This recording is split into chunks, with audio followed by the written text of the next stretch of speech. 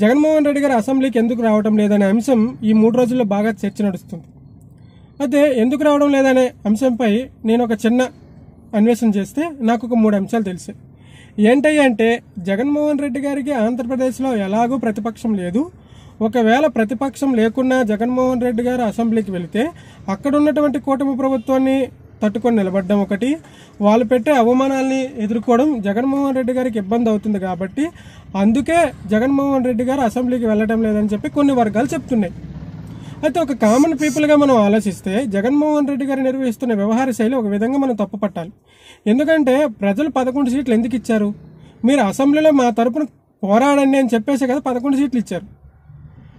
ఆ 11 సీట్లు పెట్టుకుని మీరు అసెంబ్లీకి వెళ్ళాలి కదా. సరే, మీరు కామన్ ఎమ్మెల్యే అయినా కూడా మీరు వెళ్ళి అసెంబ్లీలో మాట్లాడాలి. అది మీకున్న హక్కు, రాజ్యాంగం మీకు కల్పించినటువంటి హక్కు. ఎందుకంటే మీరు ప్రమాణం చేసినప్పుడే భారత రాజ్యాంగం పట్ల నిజమైన విశ్వాసం విధేయత చూపుతానని చెప్పేసి మీరు ప్రమాణం చేశారు. ఆ రాజ్యాంగాన్ని మీరు ఇప్పుడు పాటిస్తలేరు కదా.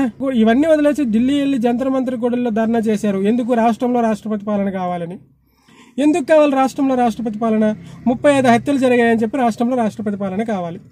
సరే, 35 హత్యలు ఎవరూ సమర్థించట్లేదు, చాలా బాధాకరమైన విషయం. ఒకళ్ళు జరుగుంటే మీకు ఢిల్లీలో వెళ్ళేటప్పుడు అక్కడ ప్రముఖ ఛానల్ మీకు ఒక ప్రశ్న అడిగా, ఏమి మీరు ఏదైతే పాయింట్ మీద ధర్నా చేస్తున్నారో ఆ పాయింట్లో చనిపోయినటువంటి 35 మంది పేర్లు చెప్పండి జగన్మోహన్ రెడ్డి గారు అంటే మీరు పేరు చెప్పుకొని దాటవేసేశారు. అంటే మీకు అక్కడ క్లారిటీ లేదనే కదా.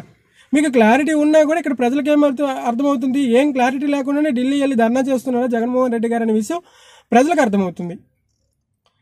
సో మీరు అక్కడ వెళ్ళి ధర్నా చేయాల్సిన సమయంలో ఇప్పుడు మీరు ఇక్కడ అసెంబ్లీలో మాట్లాడుంటే కనీసం ఒక కామన్ రైతుకి మేలు జరిగేది, ఒక అమ్మకి అక్కకి మేలు జరిగేది.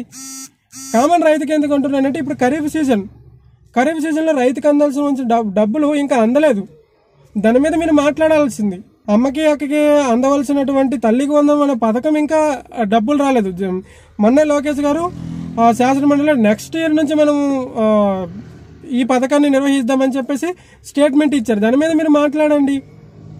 ఇన్ని చాలా చాలా చాలా చాలా ఇష్యూస్ ఇక్కడ ఉంటే మీరు ఇవన్నీ వదిలేసి ఢిల్లీలో వెళ్ళి ధర్నా చేయడంలో పాయింట్ లేదని కొంతమంది అభిప్రాయం. ఇది ఇలా ఉంటే ఇటు వైసీపీ వర్గాలు ఏం మాట్లాడుతున్నాయంటే, ఇప్పుడు జగన్మోహన్ రెడ్డి గారు అసెంబ్లీకి వెళ్ళి ఈ సమస్యలపైన మాట్లాడే టైము ఇటు కూటమి ప్రభుత్వం ఇస్తుందా? ఇవ్వదు కదా. మేము ఏదైనా ఒక సమస్య పైన మాట్లాడాలంటే ఫస్ట్ స్పీకర్ గారు మాకు అది ఆమోదించరు కదా. ఎందుకంటే ఆమోదించరు కదా అని వీళ్ళు ఎట్లా అనుకుంటున్నారంటే, ఇదే గత ప్రభుత్వంలో రిపీట్ అయింది. ఎందుకంటే గత ప్రభుత్వంలో వైఎస్ఆర్సీపీ అధికారంలో ఉన్నప్పుడు టీడీపీని ఏ విధంగా వీళ్ళు అవమానించారనేది మనం అందరం చూసాం.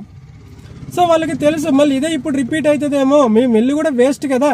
అదే మాట్లాడితే మేము ఇక్కడ మీడియా ముందు మాట్లాడతాం, ఇన్ని కెమెరాలు ఉంటాయి, ఇన్ని మైకులు ఉంటాయి, మేము ఇక్కడ మాట్లాడితే ప్రజలకు అర్థమవుతుంది కదా అని చెప్పి వైసీపీ వాళ్ళు వాదన. నిజానికి అది ఒక విధంగా తప్పేనొచ్చు. మీరు ఇక్కడ ఎంత సోషల్ మీడియాలో మీరు మాట్లాడినా, ఎంత ఇచ్చేసినా మీరు ప్రభుత్వాన్ని విమర్శించేటట్టు, ప్రభుత్వానికి ప్రశ్నించేటట్టు ఉండదు. ఎందుకంటే అసెంబ్లీలో ప్రభుత్వం మీ ఎదురుగానే ఉంటుంది.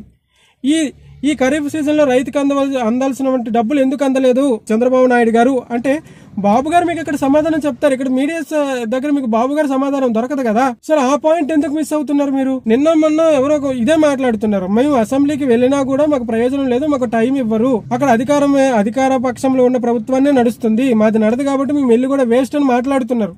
అందులో పాయింట్ లేదు కదా సార్. మీరు మీడియా ముందు మాట్లాడితే మీకు ప్రభుత్వం సమాధానం చెప్పదు కదా. మీరు అసెంబ్లీలో మాట్లాడితే, సార్ తల్లికి వందనం పథకం నెక్స్ట్ ఇయర్ నుంచి ఎందుకు ఇస్తారు, ఈ ఇయర్ నుంచి ఇవ్వండి, రైతు ఖరీఫ్ సీజన్లో అందవలసిన డబ్బులు ఇంకా అందలేదు, ఇప్పుడు తక్షణమే రిలీజ్ చేయండి అంటే బాబు గారు అక్కడే కదా మీకు సమాధానం చెప్తారు. ఈ పాయింట్ని మీరు మిస్ అయ్యి టైం వేస్ట్ చేస్తున్నారని చెప్పేసి కొన్ని వర్గాలు, ఇటు వైసీపీ వర్గం ఎట్లా మాట్లాడినా, ఇటు కూటమి వర్గం ఎట్లా మాట్లాడినా కూడా టోటల్గా ఇక్కడ డ్యామేజ్ అయ్యేది కామన్ పీపుల్కే. ఎందుకు అట్లా అంటున్నానంటే, ఇటు ప్రతిపక్షం స్ట్రాంగ్గా ఉందనుకో అధికార పక్షం భయపడుతుంది. అరే మనం ఏ తప్పు చేసినా కూడా ప్రతిపక్షం ఏకపారేస్తుందని చెప్పేసి.